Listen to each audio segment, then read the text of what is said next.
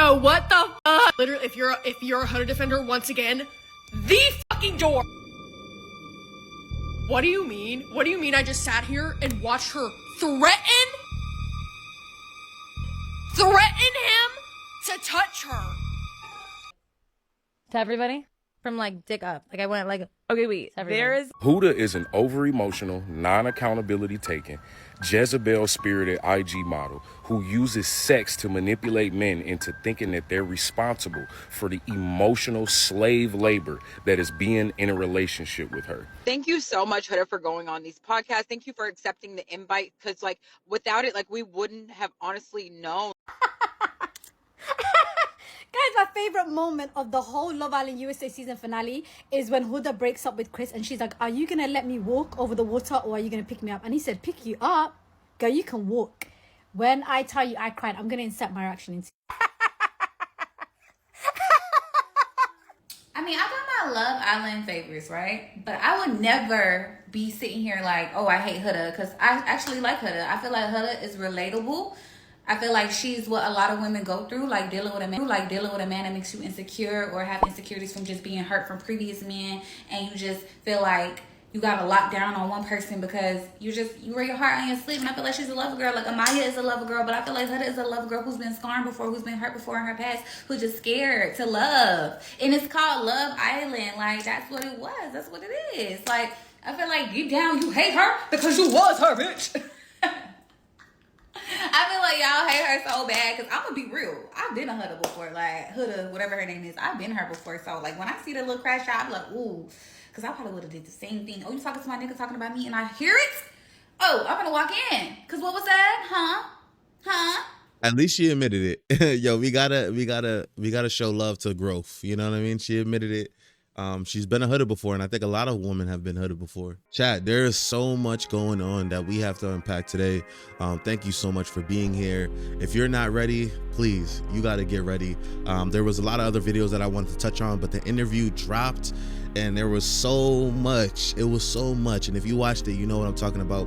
And if you have not watched it, don't worry, we're going to talk about it here. Your boy got you. It's just a lot to cover, and we're gonna go over it together. So grab your popcorn, get your snacks. If you're at work, turn up the volume on your headphones. And before I fully dive in, I just want to say that, you know, this channel is here to stir the pot, you know, stir the pot with purpose, of course, to give you a space to vent, reflect, challenge, and be challenged.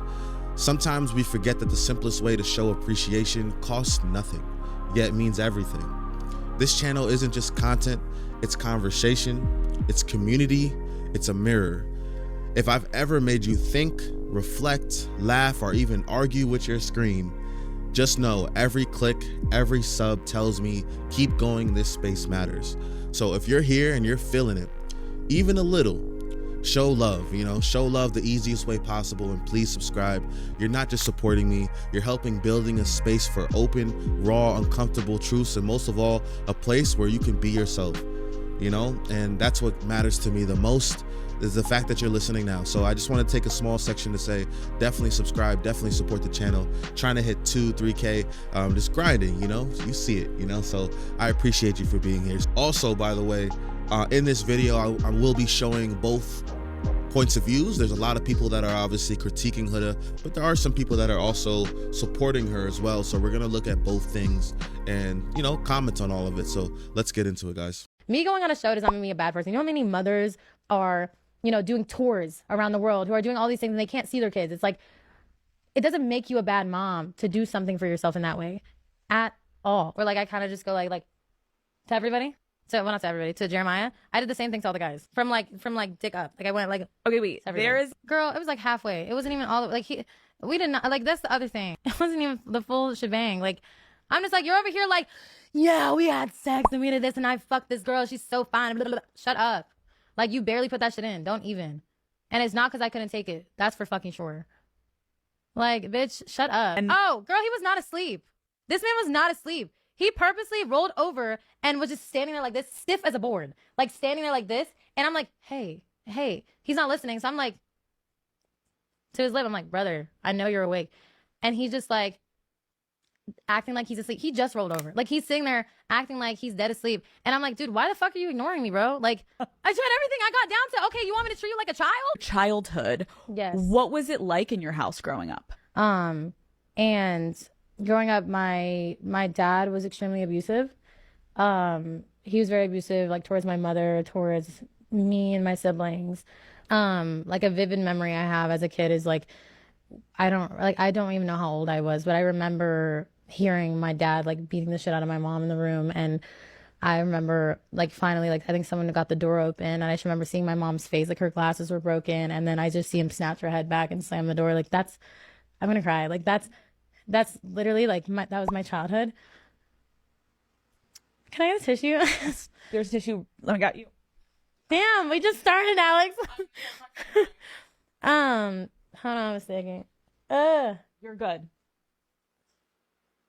I'm definitely about to start my period. Like, there's no fucking way I'm not. I'm on mine.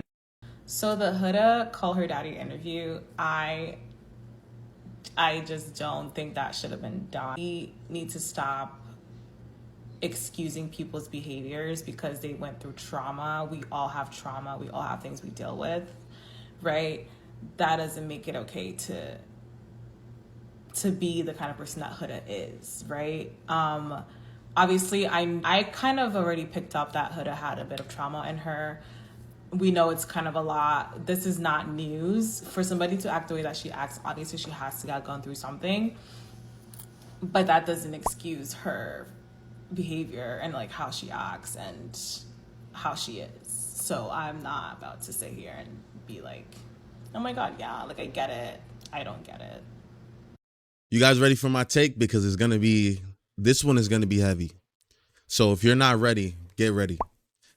So after Huda's Call Her Daddy podcast interview, it became crystal clear that we are witnessing the effects of unchecked delusion wrapped in victimhood. Yes, trauma is real. And yes, childhood wounds can shape us.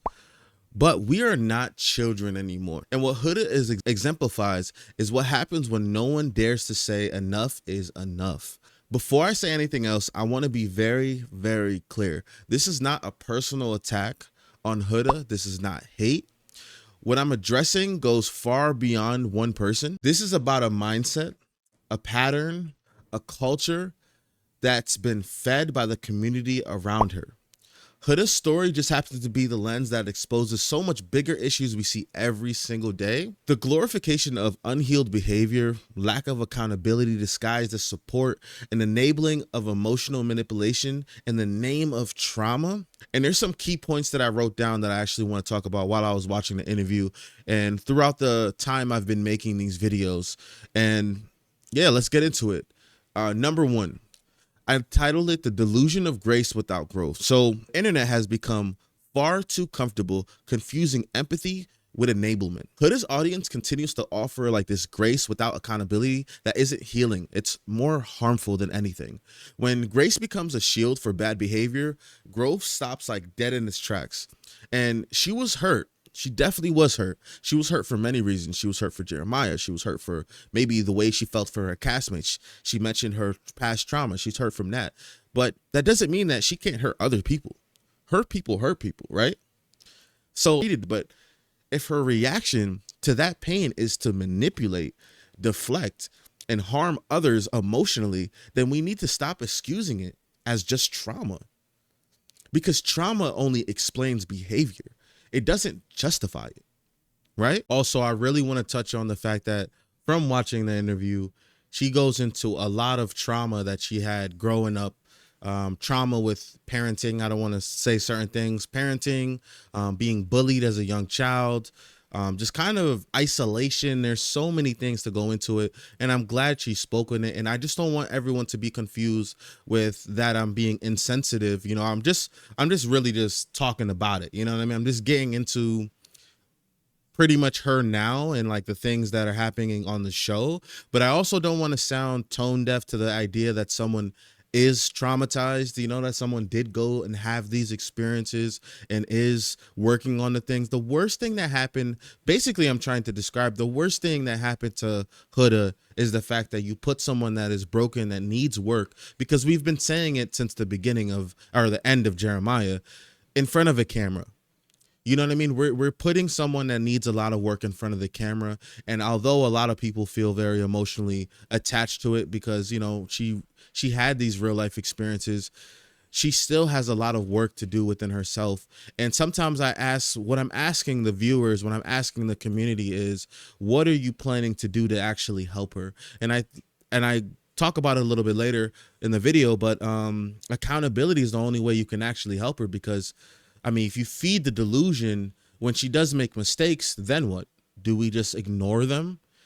And, you know, if we have sympathy for her story, do we ignore what made her story the story, or do we address the story? Do you get what I'm trying to say? So I hope that, like, I don't get confused. You know, people don't think I'm just being insensitive, per se.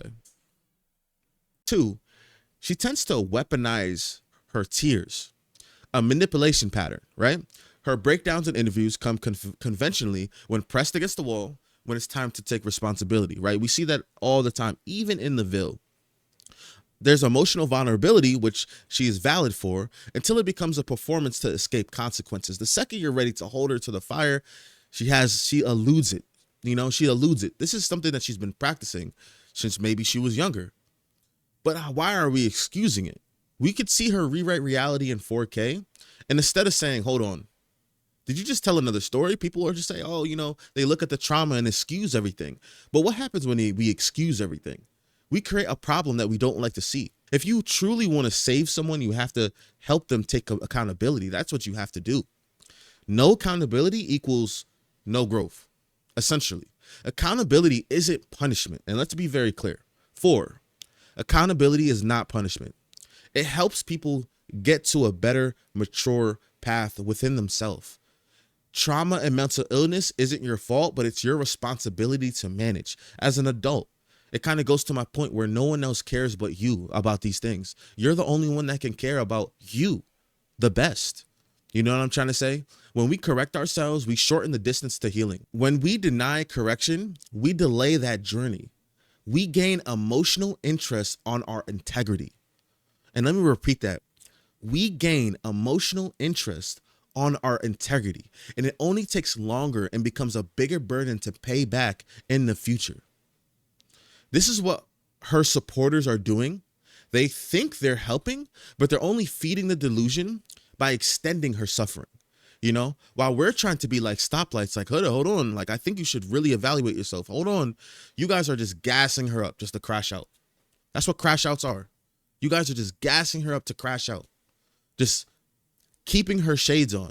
And you guys might do that in your own lives, but I think it's pathetic when you do it to other people. When you sit there and pat someone's back when they're dead wrong, you know, and you don't help them at all. You're not helping them, you know, and I think people are so easy to do that because it's not themselves. You know, they can look at someone crash out and be like, oh, damn, I'm kind of like that. Maybe I should learn from their mistakes. So while they're learning by your mistakes, they're also encouraging you, like, let me see what would happen if I did this. You know, it's like your friend coming up to you like, yo, you think I should bash his windows? And you're like, yeah. But in your head, like, I would do that too, but let me see what happens if it happens. She gets arrested. Oh, well, I'm not going to do that. You know what I mean? Like, you're kind of like living vicariously through them in a horrible way. You know, you don't love someone by excusing their harm. You love them by helping them confront it. And that's just facts. And 5, the cult of enablers. So I do think that people are, I don't know, those defending Huda often do so because they see themselves in her. It shows a huge reflection of people who can be very vain and dismissive to problems. I do believe there's a lot of entitlement. And I think there's even a little bit of pretty privilege involved, because think about all the people that have Huda inside of them. They relate to Huda, right? In the real world, how much people have a following like Huda? How much times do you, watching this camera, if you was to act like how she acted, do you think people would excuse you in real life? If Huda was a darker skinned woman, if Alondria acted like Huda throughout the Ville from beginning to end, crashing out, going to the Ville, going to Love Island, adding 2 bodies on, crashing out on TV, you know, doing all that kind of stuff, do you think we would have treated her the same? If you're watching this now, do you think America would have treated you the same? Or would your coworkers, let's say you're not famous, you're not on TV, would your coworkers, would your friends treat you the same? Would your parents treat you the same? You know what I mean? Do you have money to kind of close your eyes, you know, have the money, so to speak, have the money, just cover your eyes and blind you from the reality? You know what I mean? I think that she has some type of privilege behind this.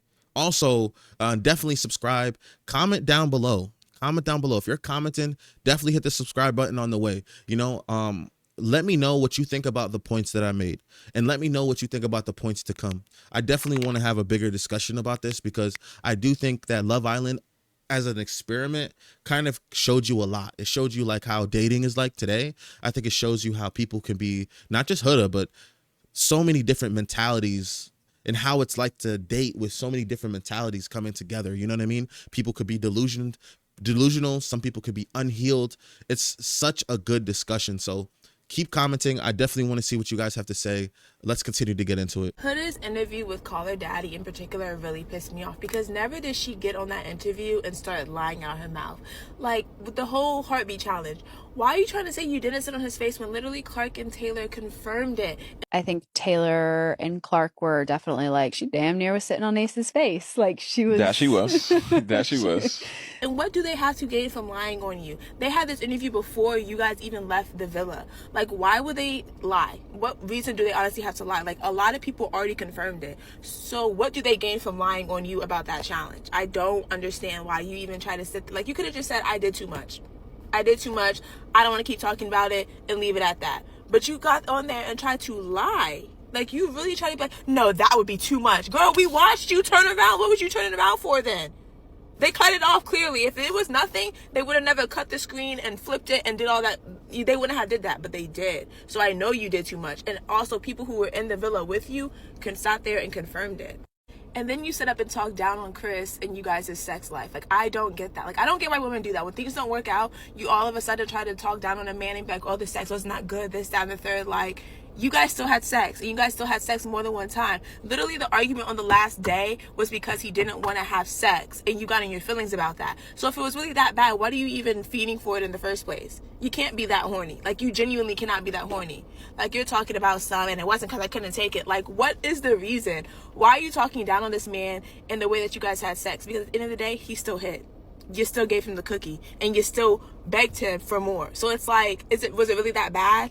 Or are you just bitter now? Like, I don't get the girl. She is seriously emotionally immature, and she is unstable. Like, I do not get it. She has no accountability for anything, and y'all still love her. And I feel like all this following is going to her head, and she thinks that she is so loved because y'all are feeding into her bullshit, and it blows me.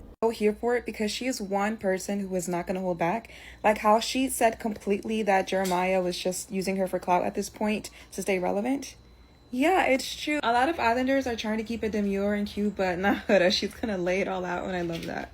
I don't get that. Jeremiah was using her for clout. Like, Huda is just like, you know, one thing about the internet, like, I just want to say this. When it comes to the internet, right? What's controversial is the most viewed thing. But people have taken like, what's the phrase? All kinds of, it's like something like all kind of publicity is good publicity. Yo, tell me in the comments, what is that phrase? Good, like, it's like attention, all attention is good attention. Something like that. Like, damn, I'm drawing. So tell me in the comments. But that's not true. You can have a lot of people we see it all the time on social media. People that are crash outs have the most followings because they want to watch the wreck. They want to watch it explode. It's like, you remember back in the day on TikTok where they had those people that put rubber bands around the watermelon? Like, the reason why people watched that was not because they supported the person put in the water. They wanted to see it blow up in your face and you look dumb. That's what they want to do. So the reason why I'm saying that is because the whole clout, like, people feel like clout is love. Like, when has it ever been love? It's hate and love mixed together. It's a terrible, toxic concoction, and you're drinking it.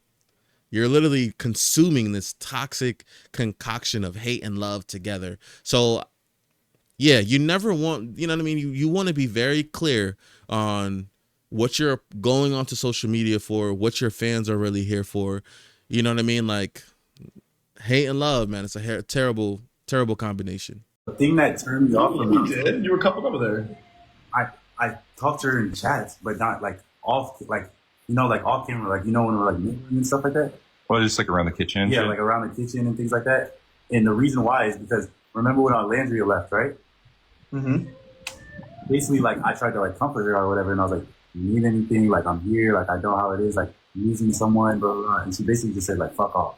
I can tell you like being dominant. You do it. I can tell you like to be down. Y'all, I watched that fucking Call Her Daddy interview because you know why?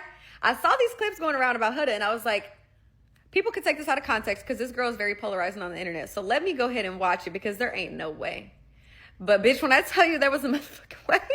Oh, she weighed her way. This interview actually pissed me off because Alex, I'm looking at you because you guided and dictated a lot of this conversation and you did not hold this girl accountable. You did not make her take responsibility for her actions. All you did was justify all the nonsense, all the shenanigans that we saw in this villa. So you know what? Hold on. We got to get into this because this shit actually is wow. Wow. I already knew this shit was finna start off on a bad foot because why did we open up talking about her childhood?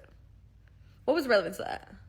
Like, I feel like Alex opened up with that to try to show like she didn't get this like toxic and crazy out of nowhere. But you are in your mid-20s and you are a mother, like you keep self-proclaiming. So it's like you should have the cognitive ability at this point to be like, okay, I've gone through these things. It has shaped me in these ways. It has elicited these toxic and negative effects out of me, if you will, and know how to navigate based off of that. But instead, we didn't get that. We got justification. Like, oh, I got bullied. I was bulimic. I was suicidal. I watched so much abuse growing up. So that's why. No. No. I feel like that was like a very irresponsible start to the interview because that just set the foundation for why everything is going to be okay later. But let's continue because then we get into the villa shit and we start with Jeremiah. The main takeaway about the Jeremiah shit was like, he's a love bomber and this is just his MO. And the three things she cited as love bombing was, number one, when he kissed the girl on the cheek, Yulissa, I think it was, he kissed Yulissa on the cheek when he was matched up with Huda. She was like, I was so used to being love bombed. I was just like, oh, I don't know if this is a red flag. No, that wasn't a red flag. Actually, that's a green flag because that was just respectful. He was with the person that he wanted to be with and he wasn't about to make out with somebody else in front of you. Like that to me was a green flag. The second red flag was when they did the blindfold kiss and he was like asking her like, hey, did you get up? I don't feel like that was a red flag. I feel like he was just looking for reciprocity. Like, hey, I was being respectful of you. I thought we have open lines of communication. Like, did you get up? I'm just curious. And also Ace was trying to get in his head, if you guys recall, because he was trying to split them up. So he was just like looking for reassurance, looking for clarification. I don't feel like those are red flags. The third one was she kept being like, oh yeah, they didn't show this, but he would always be like, I love. Baby, you said I love you twice. You said I love you, bye, whatever it was. And the justification for that was, well, I'm just such a loving person. Like, I say that to my friends. I say that to everybody. Like, even when we were in the apartment or whatever, the hotel, I was just like, oh, love you, love you. Stop the cat, boo. Stop the cat. Because if you're going to say him being like, was love bombing, you literally said I love you twice. So, Then she was like, and then I saw the same pattern repeated with Andreina, and I was like, oh, that's just his MO. He's just a love bomber. No, baby, you were jealous. You were jealous. That's what that was. You're jealous because he did not love bomb her either. By trying to get to know somebody and asking your interests, baby, that's not love bombing. Flirting is not love bombing. If that's the case, I'm a love bomber, you're a love bomber, everybody around us is a love bomber because no. Then when she went on to talk about how they got intimate and then tried to be like, girl, did the enter the, okay, that's full, babe. That's full. You can't get around that. You can't get around that. And then to be like, yeah, he loved by me to get that. Basically, it's kind of what she said. She said after that, it switched up. Why do you think it switched up? Because you got a little crazy. You got a little crazy. It wasn't because he got what he wanted. Like, I don't know. And then for Alex to be sitting there like, yeah, that's how men are. Like, you know, like blah, blah, blah. Are we missing the behavior? Are we missing the behavior that caused the separation? I think we did. That really made me think, like, I want to go back to the episode where they hooked up and watch how he treats her after, because that is not the time in which I see him kind of shift. I see him shift after she tells him that she's a mom. That's when you can kind of see him being like, ooh, I don't know about that. You know what I'm saying? And I don't remember if they hooked up before or after that. I don't know, like, because, you know, there's some instances, like we've seen, like with Sierra, when girls will use their body to keep you close. You know what I'm saying? So I'm curious about that timeline. Like, I don't know. But what I do know is that they went on after that to talk about some, oh yeah, like you just wanted him to do nice things for you and you wanted to know it was more than physical. And Huda even said, like, people were telling her, like, hey, he's making you breakfast every morning. Like, what are you doing? This girl literally talking about some, I'm not about to do wifey stuff for somebody. And so you're having all these expectations that he needs to give and give and give. And you are not going to do anything. You're not even going to make breakfast because you're not his wife. There's only so much you can do in this villa to show somebody that you're interested in them, right? Which is your point of asking him, can you do more? What did you do? Like, what did you do? Like, is child. So Alex basically like gives her the question again, like, hey, but what do you feel like you do? Like, do you feel like you reciprocate? And she basically is like, well, when I'm with somebody, I am. Like, when I'm actually dating and they show me they're interested and they want to get to know me and blah, blah, all these things that Jeremiah actually did, mind you. But she's like, yeah, like, I mean, I'm a mom, like, I'm a nurturer. What you being a mom got to do with anything right now? I have no fucking idea. But okay. Then she starts talking about her ex, like, oh, well, he wanted to do all these things. He changed his mind about what he wanted to do with his life so many times. And I was there and there and there. Okay. We're in the villa right now, babe. What did you do? Like, can you show us some examples of how you tried? One example she did point out, though, was how she uses jealousy as a manipulative tactic to get attention. Because she talked about the time where she had Taylor, like, asking Taylor, like, hey, Taylor, can you make me a coffee? And she literally said, I was trying to say it loud so Jeremiah could hear it and be like, bro, you're not making my girl coffee. Instead of just being like, hey, babe, can you make me a coffee? Would you mind making me a coffee? I really want a coffee. Like, that is just so immature. It's so immature. And I feel like just so much of this interview and her talks about Jeremiah has been about her, like, self-obsession. Like, she wants, I feel like she has, like, such a low self-esteem. She wants someone else to build it up for her. That's why she needs all this external validation stuff. That's why all the relationships are very self-absorbed. Like, it's very, like, rooted in physical attraction, her sexuality, how sexy she can be, all the things you can do for her, all the ways you can pour into her, everything she can receive from you without her giving, because she doesn't have anything to give. Her cup is literally empty. Watching this interview and watching the way that Alex, like, really, like, promoted and accepted and validated a lot of the things. Like, oh, another thing was, like, her calling Jeremiah a pussy ass bitch. Basically, she was just like, everybody crashes out. Everybody does it. And they just are kind of, like, laughing about it, like, oh, yeah, you know, like, everybody. No, that's not cool. Like, I feel like this interview was just, like, so irresponsible and so just, like, ugh. Like, you know what I'm saying? It was so distasteful. It was so nasty. There's other stuff, too, but I'm running out of time. This video, obviously, is just a Jeremiah and Huda video, but yeah, that was something. That was something, baby. Okay, we have to talk about the Huda Call Her Daddy podcast because I'm chronically online. Putting up the comment section so we can talk about it because I really want to give her grace and I really was excited to see this interview because I really want to see her thought process and what she was thinking. I'm not gonna lie, starting off the episode talking about her trauma and childhood low-key kind of felt a little manipulative. Like, I've watched other Islanders interviews and stuff and it didn't really go that deep into it, but I'm guessing because Huda had the most polarizing crash outs that maybe it was intended to help justify them, which is a little manipulative. To be honest, I'm not expecting anything from Huda, like, not even accountability. She doesn't owe me an apology. Like, who the fuck am I?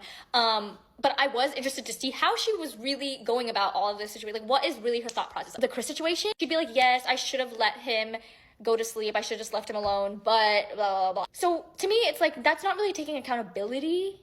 But you know what? Some people are just going to listen to the first part of that sentence, which was like, I should have blah, blah, blah, blah, blah. They won't listen to like the excuse part of it, which is not really actually taking accountability for it because you feel like it was justified because you had a reason to do so. One thing that shocked me was she said that she was being bullied in the villa, which I just remember watching episodes and vividly remember saying out loud, like, wow, she's kind of a bully. Her even going on that podcast and like talking about her and Chris being intimate and like laughing and saying, oh, he really didn't even go all the way in, saying she had to resort to treating him like a child because she knew that he was awake and he didn't want to cuddle her. Could you imagine if the roles were reversed and a man was saying that about a woman? Jail. And I'm all for someone saying that they don't care about what other people think or they don't give. She kept saying like, I don't give a fuck. I don't give a fuck. But you do. Like, I just felt like she was contradicting herself, you know? Like, she was crying on TV because she thought that America hated her. And she was, like, crying multiple times because she thought that someone felt some type of way about her. Like, it's okay to care about what other people think. You don't have to give off this persona that you don't give a fuck. Like, you say you don't give a fuck, but then you're getting pissed because you walk down the stairs in a really cute green bikini and Chris didn't look your way because he was talking to Shelly. I felt like there was many moments in that podcast where she was talking about Shelly that it was kind of giving off a little bit of jealousy. And I personally didn't love the way she was talking about Ace, like giggling, like he's with Shelly. full force at this point. And it's like some of the things that you say were a little unnecessary. I know she was talking about how he was all up in her likes before Love Island, but I mean, he was also in Shelly's likes and comments before Love Island. I just was like, what's the disconnect here? There was so much more to that podcast, and I'm honestly surprised that some people were saying that Alex Cooper was doing a bad job, making her look bad because she was being a yes man and enabling her, when, let's be real for a second. I didn't like how Alex was laughing at certain conversations that definitely should not have been laughed at, but it's not a therapy session. Alex is not there to right her wrongs. She's there to ask her questions and let Huda be Huda. And if you really think that Alex was the one enabling her, guys, I'm sorry to say, but she's been enabled. She has been enabled before she got on that podcast, okay? Thank you so much, Huda, for going on these podcasts. Thank you for accepting the invite, because like without it, like we wouldn't have honestly known like your take on things. So now that you're out of the villa, you can kind of get the opportunity to encompass everything and just see how everything played out. And like we really wanted to hear your take on things. So thank you so much for that. And thank you so much for showing us that yes, you truly are a weirdo, and we weren't wrong in thinking that. So thank you for that, for going on Call Her Daddy and letting us see exactly who you are. A freaking weirdo. I'm talking weirdo. You spent 90 minutes on the Call Her Daddy podcast blaming everybody, literally everybody else, but won't own 1 ounce of accountability. And sis, even help perpetuate the anti-blackness. She doubled down. She could have been like, they weren't bullying me and blah, blah, blah. Like, but you really, you played into the narrative. And now that's what I call sisterhood. So thank you so much for that. We're going to have to unpack this. So we talk about her past trauma type. We all have a childhood, we all have a past, but trauma isn't a magic get out of responsibility card, especially when you weaponize it to dodge owning your own messy behavior. Sure, it's brave to confess. We like when people are vulnerable so we can like know who the real you is. But listen, like, oh my goodness, you cannot use it. You cannot use the vulnerability as a shield every time somebody calls you out.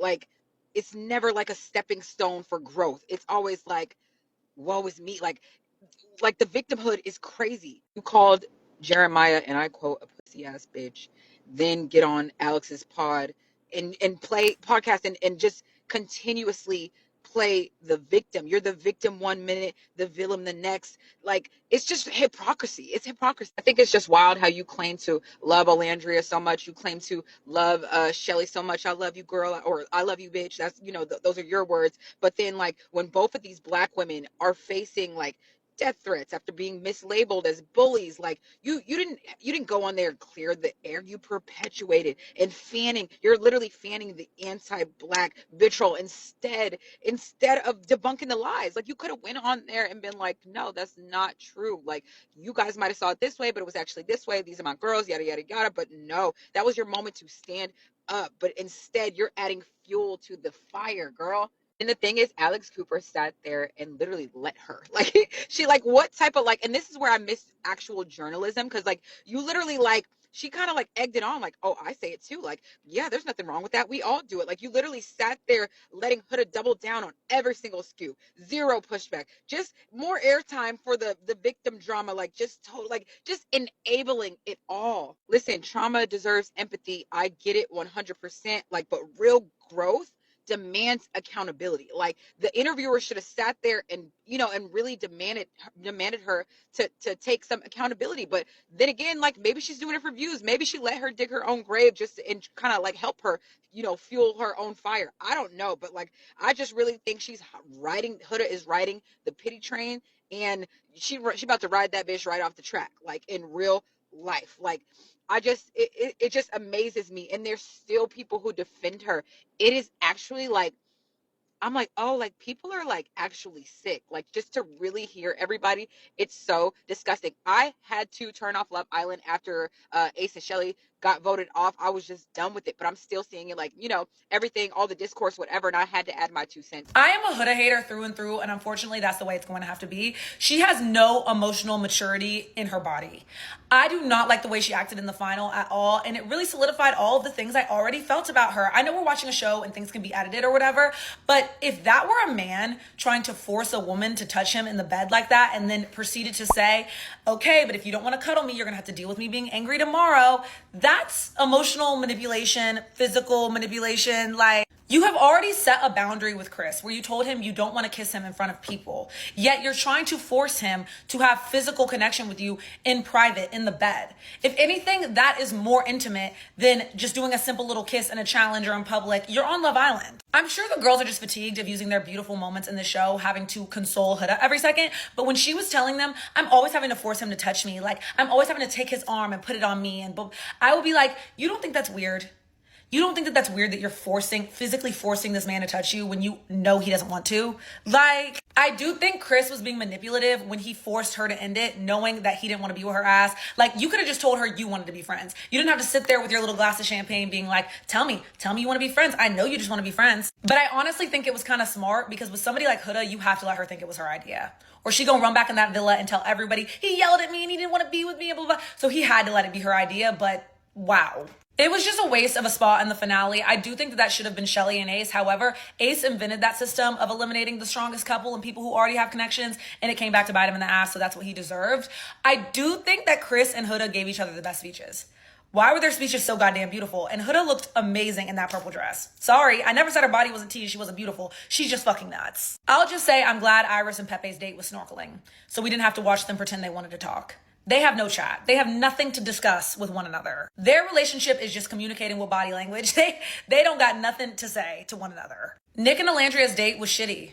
I'm sorry. And not because of them. The actual date itself was shitty. They wasted that beautiful ass date on Huda and Chris. And back to Huda and Chris for a second. No, he shouldn't have carried her. Girl, if you don't get up and walk, you're a grown ass woman with a child. You can walk through the water, take your heels off, get your drink. That was funny to me. She should have grabbed the whole bottle. That's what I would have done. But no, he didn't have to carry her. She's talking about, do you want to still be friends and like be the way we were, but like not together? No, I don't want to be the way we were. I want to go home, actually. Why the hell did they give Nick Alandria Huda's dream date? That didn't even make no sense to me. We don't want to see them read weak ass messages in the bottle that the producers made up. We wanted them to watch their edits. I wanted them to have Serena and Cordell's date or a Maya and Brian's date with a TV where they could watch their edits. Like, messages in a bottle. That was so stupid to me. When I was actually watching the finale, I felt like Amaya and Brian deserved to win. I voted for Nick Alandria. They didn't deserve to win. Mainly because, I'm sorry y'all, their speeches gave me, this is cute for now, but we're gonna be just friends after this. And I hope I'm wrong because I really like them as a couple, but maybe the producers are fooling me or something. I just haven't seen the explosive fireworks chemistry that I saw in that Kiss and Soul Ties during Casa Amor since. Like, I don't know. Something is just off to me, and I hate to admit it. I love the edits just as much as the next girl, but something is awry. I'm excited for the reunion, but I almost wish that they waited a whole year to do it. I want to see where they're at next year. I don't really give a shit where they're going to be at in a month. I'm glad Andy Cohen is going to be there. I don't know if that's true, but I saw on Instagram that Andy Cohen is going to be helping co-host because he really going to get to the bottom of things. And since Andy's going to be there, I really wish Sierra was going to be there. You listen too. Answer for yourself. Answer these questions. You know, stand up to what you did. Like, don't hide them in the back. Like, for those who keep asking, yes, I did see the Call Her Daddy interview with Huda. And my thoughts are actually really simple. I'm disgusted. Alex Cooper has a massive platform that is geared directly at young women and girls. And she used all that influence to be an abuse apologist. Is that what being a girl's girl means? That when you see another woman moving in a way that is harmful, polarizing, irresponsible, and completely devoid of true accountability, because accountability means more than just saying the word. You actually have to show accountability through action. So you think that as long as it's another woman, it's okay. Even though she's hurting other women who just happen to be black. Are black women just not part of the girl's girl equation? Somebody explain to me how this works. And be clear, I know that success is not a meritocracy. Just because somebody has been plotted at the top of the food chain doesn't necessarily mean they're the best at their job. So it's not like I thought that Alex Cooper was going to be like the next Barbara Walters just because she has massive sponsorships. I am still disappointed, though, by just how bad of a job she did. The victim edit was so heavy-handed and clumsy and transparent. I found myself thinking, do you both need to go to therapy? Are you excusing Huda because you're excusing the Huda that still lives within you? You guys keep saying that we need to show Huda more grace. Her castmates showed her grace in and out of the villa for various reasons. Yes, some were clout chasing, but others were just trying to keep the peace. And how did she thank them? By calling them all bullies, except for Amaya and Nick Alandria, the two groups that have fandoms as big as hers. Not a coincidence. Then she basically admitted that she was jealous of Shelly and then insinuated that Chris had a small penis. The same Chris was on the Vile Files defending her. Points was made. Points were very much made, you know? And that also, like, she actually touched on a good point. It shows that, like, Huda is not dumb. She's far from being dumb. Like, she knows what she's doing. She knows the plays. She is a very smart woman. You have to be smart to be manipulative. You definitely do. So she is not stupid at all. And let's not pretend she is. Let Huda be a lesson to you. Listen to your older sister. Her sister said being quiet is the best thing you could have ever done. What does she do as soon as she gets out the villa? Yaps away.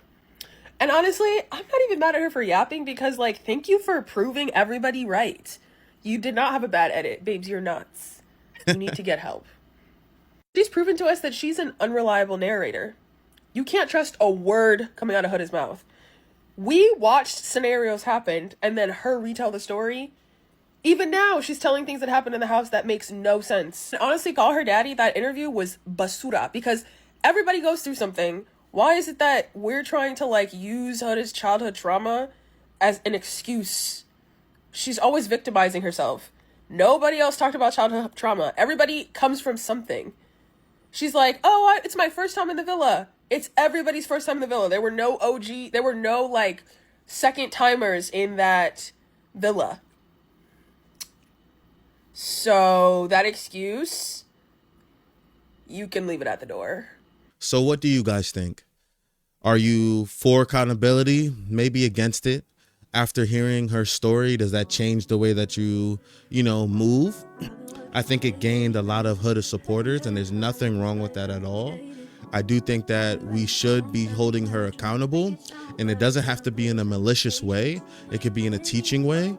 She's in the limelight, and I just really hope that the people around her take care of her, because she is very vulnerable to being just another TV crash out, and we see it all the time on TV shows. We get like this personality that people love to hate or whatever the case may be, and if you don't have good people around you, this clout stuff will pick you up and throw you down, so let me know in the comments. Don't forget, again, subscribe if you can. Definitely support, even if you might not agree with everything. At least that you can come back and we can have another conversation in the next video. All right, so thank you so much for watching. Take care. Much love.